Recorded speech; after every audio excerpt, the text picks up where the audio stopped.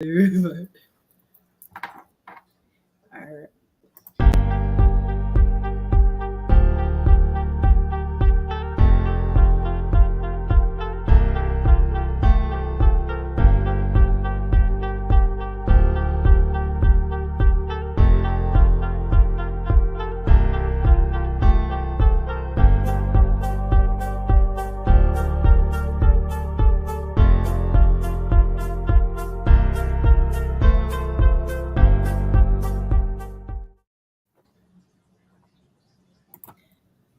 All right. Welcome once again to Love Your Menses. We're excited to have each of you here. Again, my name is Dr. Azuma. I'm the host and moderator for this conversation. Our topic today is essential tips for colorectal cancer prevention. Again, I am your host. My name is Dr. Azuma. I'm a board certified OBGYN, public health professional, community health educator, and some call me a social entrepreneur. I'm the founder of Healthy and Uplifted, founder of Azuma Solutions, founder of Elevate Her Mind, and co-founder and president of Love Your Menses. Today, Love Your Menses is hosting this amazing webinar. Other things I do, I'm also a trained doula, I'm a life coach, consultant, blogger, and many more. I just love to learn. All right, by participating today, you are giving us the permission to use your name, image, and voice in any of our electronic print. We just wanted to make sure you are aware of that. If you disagree or dislike this comment, please send us an email and we'll be able to work with you. Please note that the information provided is not intended or implied to be a substitute for professional medical advice, diagnosis, or treatment. We still encourage you to seek your local provider, physicians to take great care of you. And we just want to reiterate that for your safety. This month is a special month. This month is a National Colorectal Cancer Awareness Month. And this presentation with Dr. Megafu will highlight this talk. So stay tuned and enjoy this presentation. I'm excited today to have an amazing young lady, an amazing person, Dr. Olajumoke Megafu. Dr. Megafu, I call her Dr. Jumi at times. I know her outside of this. We have a relationship. So pardon me if I call her Dr. Jumi, but this is her formal name. She is the fellow of the Society of Colon and Rectal Surgeons. She is a general surgery resident at the amazing University of Massachusetts. She received her medical degree from Warren Alfred Medical School of Brown Universities. She also has a master's in public health from the University again of Massachusetts Amherst Graduate School. I'm excited to have Dr. Jumi here to share her wisdom, to share her passion, to share her joy. It's a pleasure working with her as a fellow of the Society of Black Colorectal Surgery. You guys might not know this, but me and my team at Love Your Menses were instrumental in the founding of the Society of Black Colorectal Surgeons because we do believe in colorectal health. You guys join me in welcoming Dr. Jumi. Yay! Thanks for having me. I'm super excited to be here. I really appreciate Love Your Menses for giving me this platform to talk to you all about colorectal cancer and prevention and all the things that we can be doing. I know it can seem like a very big and complex topic, but I'm hoping to hopefully break it down to the basics so that we can all understand what we can be doing to prevent colon cancer.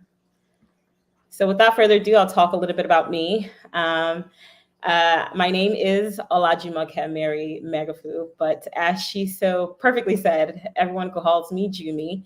I am Nigerian by ethnicity, but I was born in Brooklyn, raised in Queens. I like to rep both. As she said, I am a general surgery resident at UMass with an interest in sustainable global surgery work as well as colorectal surgery. I always knew I loved surgery and I loved being in the operating room, but I really do enjoy trying to merge both those worlds. And I'm excited to talk to you all about colorectal cancer in our communities. So let's get into a little bit. So our topics are going to cover Well, what is colorectal cancer? I think we see the topic all over the place, but do we really know what it is? So we'll get a little bit into what exactly it is and some statistics about colorectal cancer. We'll also talk about the risk factors for colorectal cancer, some symptoms associated with the disease. Is this preventable? Can it be cured? Who should be getting screened and when should they be getting screened? And then how are the methods for getting screened? And then we'll also talk about what does colorectal cancer look like on a global scale. As I did say, I'm interested in a little bit of both. So a little bit about what is colorectal cancer. It's the third most diagnosed cancer in the world, and that just trails right behind breast cancer and lung cancer. And it's the second leading cause of cancer-related death in the world, and that's just behind lung cancer. It develops in the large intestine or in the rectum and can spread to other organs in the body, like the liver, if it's not caught early. And the disease is not a respecter of persons, unfortunately. In other words, anyone really can get it. And here are some famous people who have had colorectal cancer in the past. And going from left to right, we have Audrey Hepburn, who is a very popular actress. We all know her. Juanita Melinda McDonald, right below her. She was a U.S. State House representative for California. Moving along, we have Sharon Osbourne, a TV personality, author, and a music manager, also very well known. Right next to her, Natalie Desselle, very well known for her role in Medea, Big Happy Family Reunion, as well as in her role for Cinderella. Below that, we have the 40th President of the United States, President Ronald Reagan, and of course, one that shook the nation very recently, Chadwick Boseman, who is an actor famous for many, many, many roles, but especially his role in Black Panther. And these are just several people who have had colorectal cancer or have died from it. So what are some risk factors of colorectal cancer? Well, we can divide them into non-modifiable factors, which are factors that we can't change about ourselves, and modifiable factors, which are things that we can have some type of intervention for. So looking at non-modifiable factors, we have age. Obviously, we can't change how old we get. We're all aging to some degree. If you have a personal history of having colorectal cancer in the past, that is a risk factor. If you have a family history of colorectal cancer, and this is usually someone who is close, like a parent, a sibling, or multiple family members with a diagnosis of colorectal cancer, that does put you at an increased risk than the general population. If you have a family history of particular syndromes like Lynch syndrome or familial adenomatosis polyposis, or FAP. These are syndromes that are also put individuals at an increased risk of colorectal cancer. And then a history of inflammatory bowel disease, more popularly known as IBD, and these are usually Crohn's or ulcerative colitis. And then we have the modifiable factors, the things that we can do something about. Diets that are rich in red, processed, or charred meat tend to be risk factors for colorectal cancer, or diets that are very low in fruits and vegetables, lack of exercise, being overweight, obesity, smoking, which is linked to a whole host of things, including colorectal cancer, and certainly drinking too much alcoholic beverages. So how about the symptoms? The big thing to know here is that many times, particularly in the early phase, you may have absolutely no symptoms. And this is why screening is very, very, very important. However, some common symptoms are listed here, and that's blood in your stools or rectal bleeding. Either they're bright red blood or it's super dark and tarry. That's something to be concerned about. If you have changes in your bowel habits away from the usual, such as a lot of diarrhea all of a sudden, or actually being super constipated on either side of the spectrum, or narrowing of the stool that looks almost like a pencil-like form for more than a few days, those are things to be concerned about. In addition, we have things like abdominal cramps, pain or bloating that just won't go away, a persistent urge that you have to have a bowel movement even after you just went to the bathroom, are some symptoms to be concerned about. Moving along, we have unexplained weight loss that is sudden, or losing weight without even trying, or a diagnosis of iron deficiency anemia that can come as a result of chronic bleeding. And an important to note about this is that these symptoms can mean a whole host of things, even outside of colorectal cancer, right? So the important thing is that if you are having any of these symptoms, that you have a conversation with your doctor about the symptoms that you're having, and ensure that you are up to date with your screening. So I'm coming at you with all this information. It seems scary, and at this point you want to know, well, can this be prevented? And thankfully, the answer is yes and yes. The awesome news is that colorectal cancer can be prevented and it can be cured with the appropriate steps. You can move to the next slide. Thanks. And the next one. So in terms of prevention and cure, so we talked about the modifiable risk factors to colorectal cancer. And a lot of that is just adjusting your day-to-day lifestyles. So if you're smoking tobacco products or just smoking in general, trying to find ways to stop the habit. I know these things are usually easier said than done, but getting involved with either accountability partners or your doctor to find ways to stop the smoking habit. It's one way to prevent colorectal cancer. In addition, reducing the alcohol intake. So if you're drinking excessively amounts of alcoholic beverages, finding ways to reduce your alcohol intake is a way for prevention. Exercise. Exercise has been linked to benefits in a whole host of things, including in minimizing the risk of colorectal cancer. They say about doing 3 days of cardiovascular work, 30 minutes, get that blood racing, get the heart pumping. All these things are ways to prevent colorectal cancer. Reducing your red meat intake. Eating your fruits and vegetables. These are common things that are not just beneficial in the sense of colorectal cancer, but of course in other realms as well. And then getting screened. I can't overemphasize, get screened, get screened, get screened. Early detection, swift correction is what we like to say, because if you can get it quickly and get it early, you really literally can cure the disease. And getting those screenings regularly. Just because you're not having any symptoms, just because things are fine, there's still reasons to get checkups by your doctor. And the important thing is that when you go, you get screened, you get a clean bit of health, you go home, or if you get screened and they catch something, they catch it early, they can do something about it. And that's also great. You spot it soon, you treat it, you heal it. So getting into a little bit about screening, I've already emphasized this pretty heavily. There are multiple ways to get screened. There are stool studies and endoscopy studies. Stool studies generally involve sending some form of your stool sample for testing. And these can be the FOBT, the FIT, or the Cologuard testing. And then there are endoscopy methods, which usually avoid like a scope.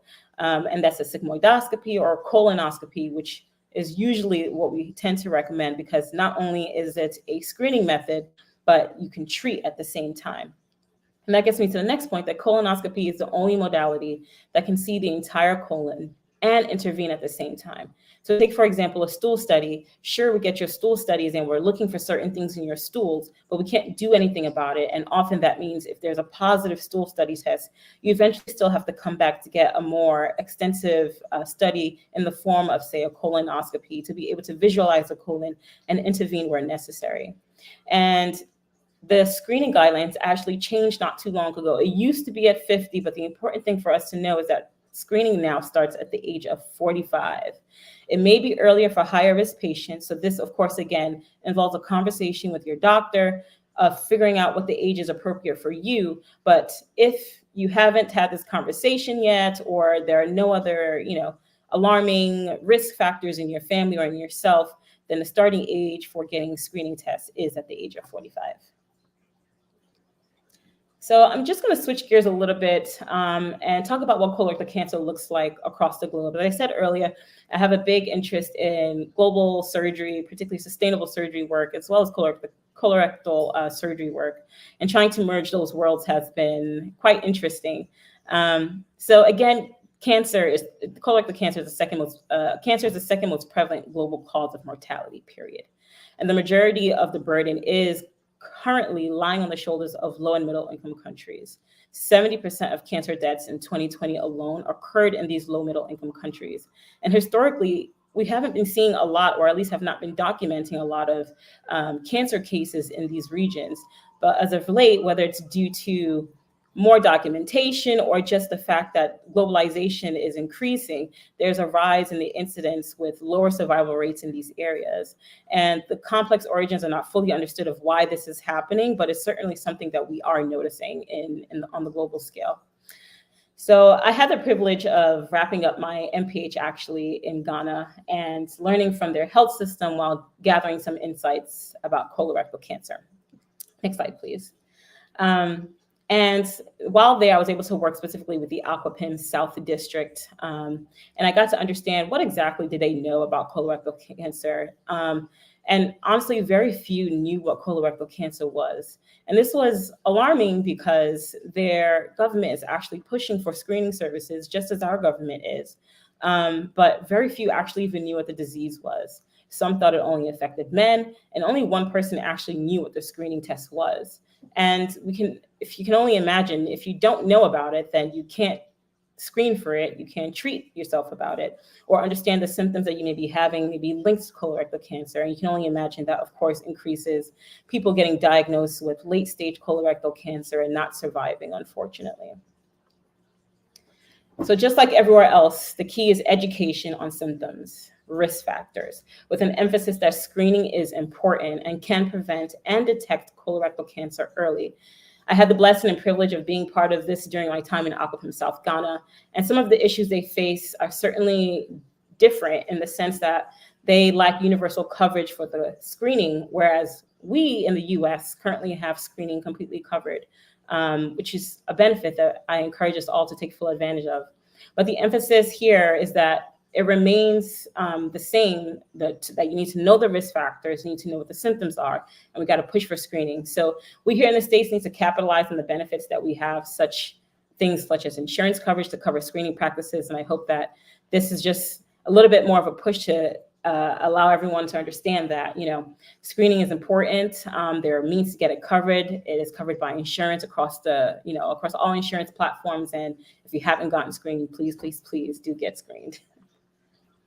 So if I haven't yelled it enough, please get screened. Encourage your loved ones, family members, especially if they are at the age of 45 years or above and experiencing any symptoms or no symptoms at all, to get screened. And if they're overdue for their screening, that they should go ahead and get that done as soon as possible. I personally have been encouraging my family members and friends and anyone in that age group saying, hey, go get screened. And I point at everyone. So I really do encourage all those on the webinar to, whether they are the age of 45 or older or have family members or friends within that age, to certainly encourage them to get their screening done. Wow, thank you. I'm echoing. Okay, it's better. Thank you, Dr. Jumi, again for that presentation. It was so beautifully done. I know you created the slides to feed the audience that will be listening to it, so I appreciate it. So my question is, you talked about your public health medical mission to Ghana, and you highlighted the fact that many of them do not know about colorectal cancer. So how do they screen there? Do they use more endoscopy, or what was your experience like? That's a good question. And unfortunately, what is actually recommended is a stool study. That's currently what their government is pushing for. But as I had hinted to earlier on, even though they're pushing for it as a screening practice, they also equally push for things like cervical cancer, breast cancer, which their national health insurance actually does cover. But it does not cover colorectal cancer screening, even though they're recommending for, the screening practices to be done. So unfortunately, not only because no one is paying for it and it's becoming, it's very expensive, very, very few places are actually doing, the studies or actually have the equipment to be able to run the test. Where I was specifically in Aquapim South, they did not have the facilities or even the stool study tests to offer to the public to say, here is, if you're having these symptoms, let's get you screened. So even though it's being pushed, it's certainly not being done widely. And then for when they actually, if those tests come back positive, as I said earlier on, those people would have to need to get more extensive studies, such as a more thorough colonoscopy. You can imagine that's even significantly more cheaper, and very, very few people have the capability to actually do a colonoscopy in that area. So it's unfortunate, but it's certainly one of the obstacles that they are currently facing in terms of colorectal cancer screening and prevention. Okay, thank you. 2 questions. The first one is, let's say someone is diagnosed, with colorectal cancer in Ghana. What are the steps in management? Because it's one thing to screen as public health professionals, right? Then it's another to treat and manage. Treated, correct.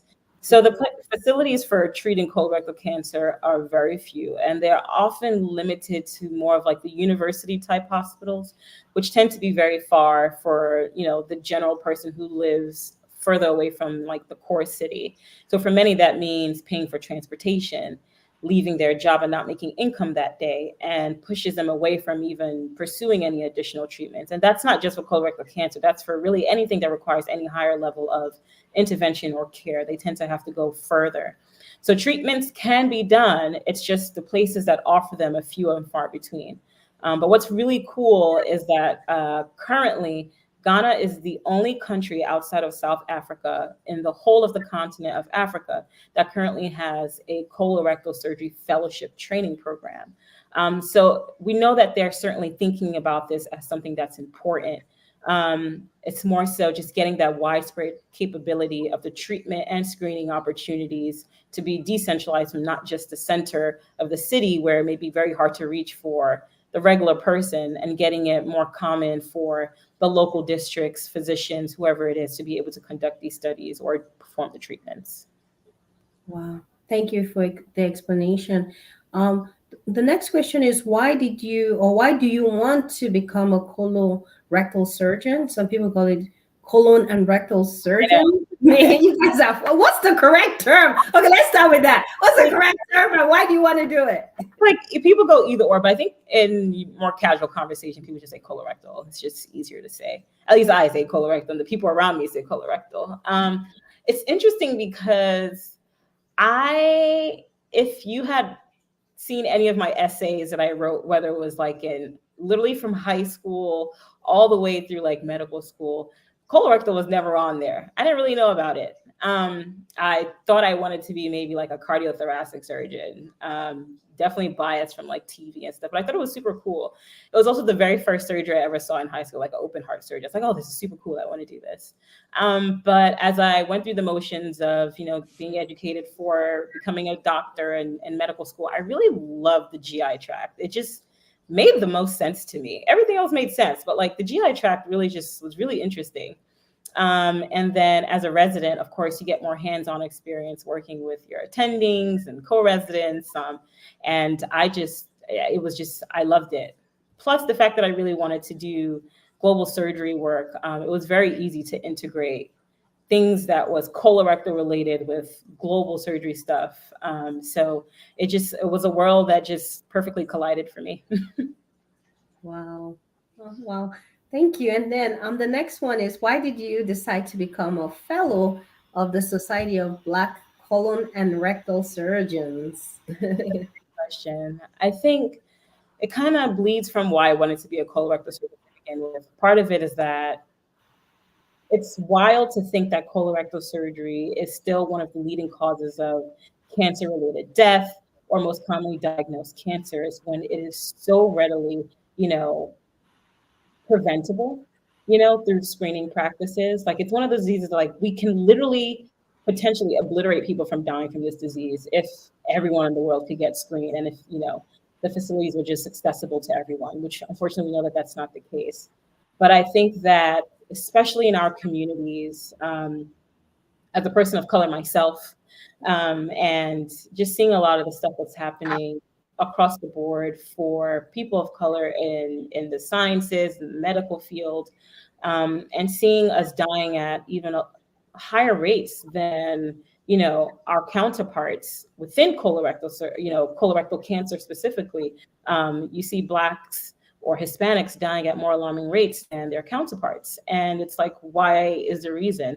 It's not like there's anything specifically genetic to the race that makes us more, at risk, right? There are a whole host of socioeconomic reasons and social determinants of health and historical racism issues that have, bled into our institutions that are making this part of the reason why a certain demographic is being more affected than others, right? And that's why I really became passionate about, pushing this work for all, but also, equity is about targeting those people who need the help even more than the general public. So in addition to that, being a part of the Society of Black Colon and Rectal Surgeons has just given me a wonderful platform to engage with amazing minds that I've been learning from, and trying to reach a certain demographic that certainly needs the help right now. Wow. Thank you. Thank you for your service and your passion for eradicating colon and rectal cancer in the Black and Brown community. Um, we talked about different types of screening tool. You talked about the endoscopy and also, the fecal occult, screening. Yeah. That's a case that I saw recently, not recently, but maybe a year ago. And a friend of mine who is also an obstetrician, her mom was just diagnosed with colon cancer, and she was always having negative, fecal test. And she was very upset. She wished her mom had the endoscopy, colonoscopy, and she felt it would have diagnosed the colon cancer. What's your take there? What is the success rate, if you know it, for colonoscopy versus the specificity for the fecal occult screening? Go ahead. I don't have the numbers in the back of my head, but I do know that colonoscopy is like the gold standard recommended test. I know for many reasons people opt out for colonoscopy, whether for personal beliefs or whatever, different reasons that people opt out of it. And as a result, that's why there are these secondary potential tests, right? Such as the stool-based studies. But they're not as sensitive as a colonoscopy would be. Because again, the stool studies are literally just taking a sample of your stool and then looking for whether it be cancer cells or blood that's in your stools, but it doesn't really say much, right? You can have a bowel movement and potentially have cancer cells, but not have it within that stool sample. So it could be missed. Whereas with a colonoscopy, there's a whole process for any people who have had it. I haven't had it yet, but when I'm 45, I plan to get mine. It's that you go through a full bowel prep so that your colon is completely clean. So when they go in with the scope and they actually look at the lining of your colon, they can actually visualize, are there polyps that I need to sample? Are there things on the lining of the colon that look maybe slightly abnormal, maybe not so, something that doesn't look right. It looks a little off. You can take that biopsy, send it off, and it can either come back as, yep, it's just a benign polyp, or this is precancerous and we should do something about it.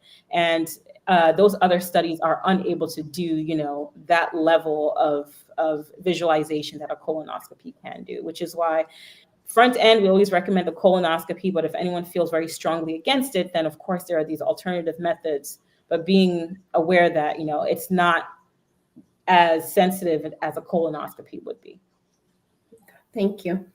You pointed out the genetic similarities between, an African American colon, if possible, with another race, and you suggested socioeconomic reasons might increase the risk of colon and rectal cancer in the Black community.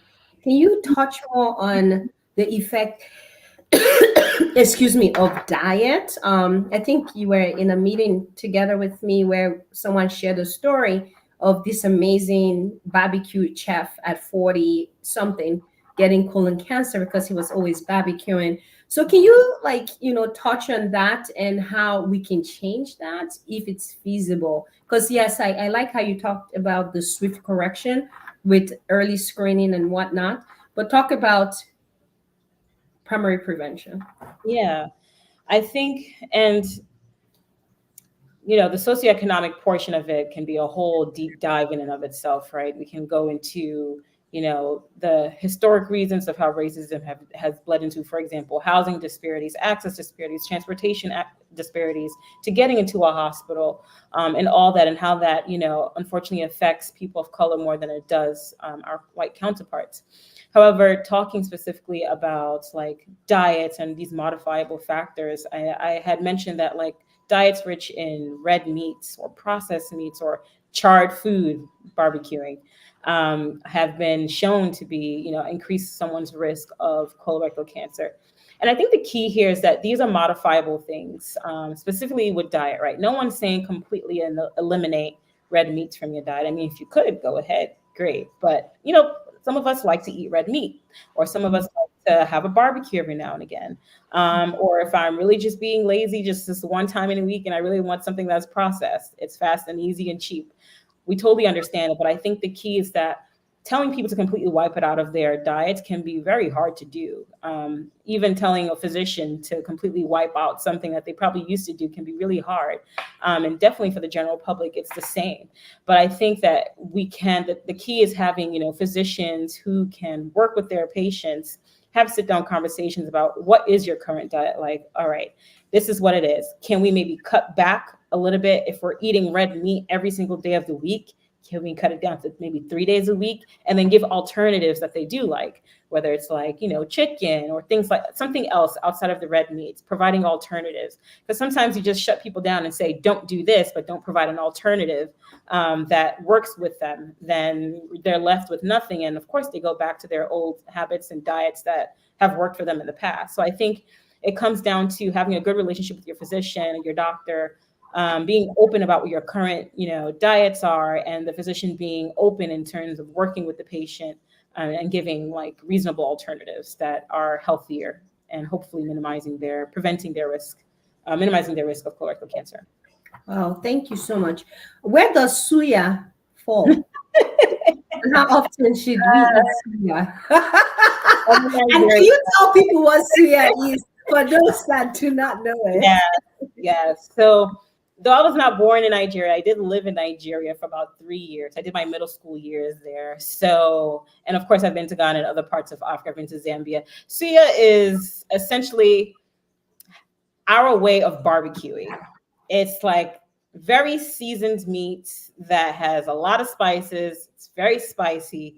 It's put on a grill, and honestly, it's the only thing I ever really, really crave when I go to that side of the world. Some suya. So it's essentially barbecue, but with our seasonings and a lot of heat, a lot of pepper. So I would say it falls under charred meats, which again is super delicious. I love it. But should I be having it every day? No. Thankfully, on this side in the US, I really haven't found anything equivalent to suya. So I haven't put myself that much at risk. But if I was to live in Nigeria for a period of time, I can see why people would go back every night for a good plate of suya.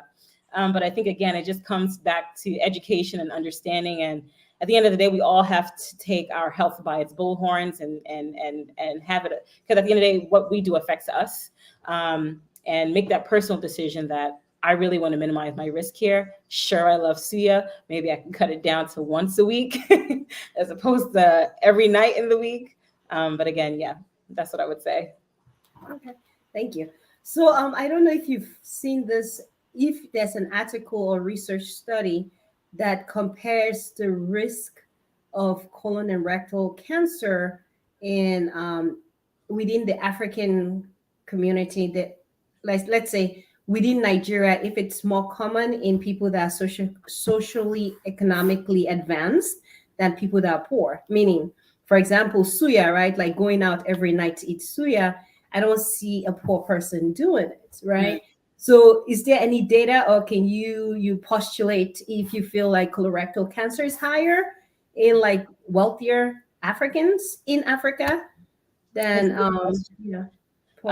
and unfortunately, crazy enough, I actually was looking for a ton of studies in general when it comes to colorectal cancer and African countries as I was looking at Ghana. And studies are slowly becoming more and more, prominent about colorectal cancer. And I think there's not a lot of stuff currently, long story short.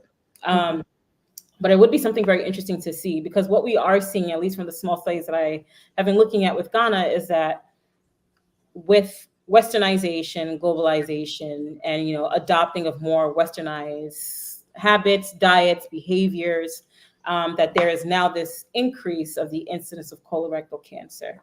So I do believe that if we were to potentially look at, richer over poor in terms of like location wise, their access, the areas that are more westernized and not, that potentially we may see that those rates are probably higher in those areas if we're truly believing that these habits of westernization and globalization are part of what's increasing the incidence in these areas. So though I haven't seen particular studies that look at suya, for example, I do think that there is something to be said about westernization in these low middle income countries and its potential increase of the risk of getting colorectal cancer, certainly. Okay, maybe you can consider doing a research study. It's pretty Not a bad simple. idea. Not a bad Yeah, yeah, idea. like study like, the rate or the incidence of colon cancer in Africa and like, stratifying it based on socioeconomic Right, status. right. It'll be cool. It would be The title will be like, Can Suya Cause Colon Cancer? such an uproar. Oh my goodness. Because the way us Nigerians love us a good suya. I mean, I went to Ghana and my friend was like, if you find suya powder, bring it back for me. So Oh yeah. my goodness. Yes, yes, yes. So thank you again for that. Before we wrap up, I wanted to I'm impressed by you. I'm impressed with your pedigree, what you've done. There might be a young black girl looking at you right now. What advice would you give to her if she wants to one day become a general surgery resident and a future colorectal surgeon? I know it's not easy, but you've navigated it well. Going to Brown University, Warren Alfred School of Medicine, so long, and now you're at University of Massachusetts. When I was deciding what medical school to go to, I looked at the name. If it was too long, you ain't going to be on my list. No, I'm kidding. Okay, you go ahead and just give Medical school. That's what it is. Yes. Yeah, it's a great question.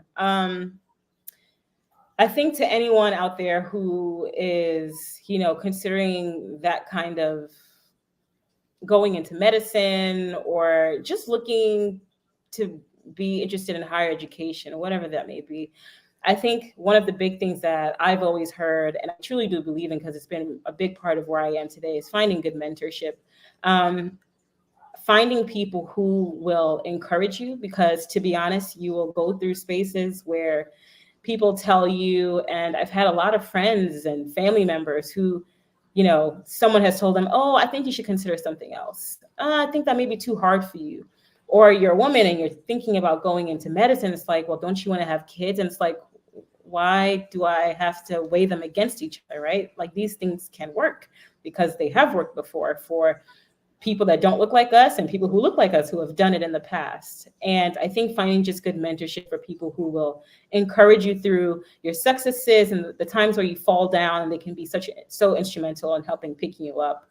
I personally will offer myself to so many people that I find as early as possible, just again, at least knowing that it's an option, right? And not letting people tell you that you can't do it.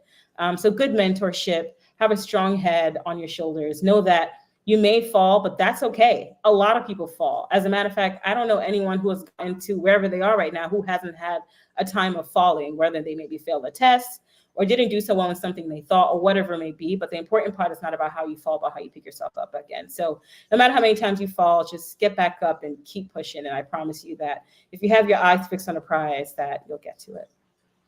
Well, thank you so much again for just sharing that tip. And yes, if we fall, we will always get back up. I heard someone say, I don't know if this is a famous quote, but failure is part of the process for success. I think a lot of people do not account failure as a part of the process. But again, Dr. Megafu, Jumi, we're so happy to have you as part of our fellow in the Society of Black Colon and Rectal Surgeons. You've been amazing. You're such an amazing person. I'm glad I've gotten to know you well.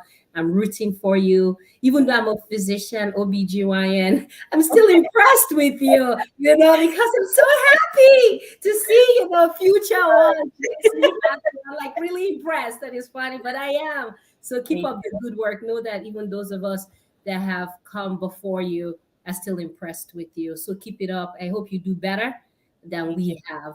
All right. Thank you so much. I'm going to continue our announcements. Again, welcome if you're joining us for our webinar. Today we talked about colorectal cancer screening and awareness, and we had Dr. Megafu present with us, who has shared beautifully some tips. I hope you guys enjoyed it, and I hope you would, as she would say, get screened so that there's a swift correction if you are positive in that diagnosis. Thank you again. I want to use this time to appreciate my staff and team at Love Your Menses. I remember in 2019 when Love Your Menses started as an organization, it was just two of us. And now we're at least 30 of us in the group. So it's so beautiful. I just wanted to use this time to thank everyone. I want to especially thank Laura Villarreal, who is our manager for our webinar. She's amazing. Let me see if I can add her here. Look at Laura. And she's getting hi here. And she's getting hey dear. And she's getting her MPH soon from George Washington University here. So we're so excited. She's just amazing. So I want to thank my staff and my team and our board of directors. All right, we've been invited, if you are in the Boston area, to attend the new Nubian Square Youth Ball. Please come join us. We are going to be there supporting you. We love to celebrate our youths. We've learned that celebrating each other is just important. It's just so important. And learning to celebrate yourself is even more important. So join us as we celebrate our youth. Please go on our website for more information, or actually go to their website for more information. All right, so our next webinar is going to be on Wednesday, April 17 at 7 p.m. We're going to have Dr. Patricia Oyetakin talk about skin health during menstruation and menopause. It's going to be an amazing conversation. She's a board-certified dermatologist. She also went to Wayne State School of Medicine and was my classmate when I was in medical school. It's amazing to see her do great work and to just learn from her. So please stay tuned. Join us again on Wednesday, April 17th. All right, this is sponsored by Healthy and Uplifted, which I'm a co-founder, Love Your Menses, which I am a co-founder, and Azuma Solutions. We also want everyone to get the booster or the COVID vaccine so that we can prevent the spread of COVID in our community. Thank you again for your support. Please subscribe to our YouTube channel, like us on Facebook and other social media platforms. We are grateful. Thank you until we see you again in April.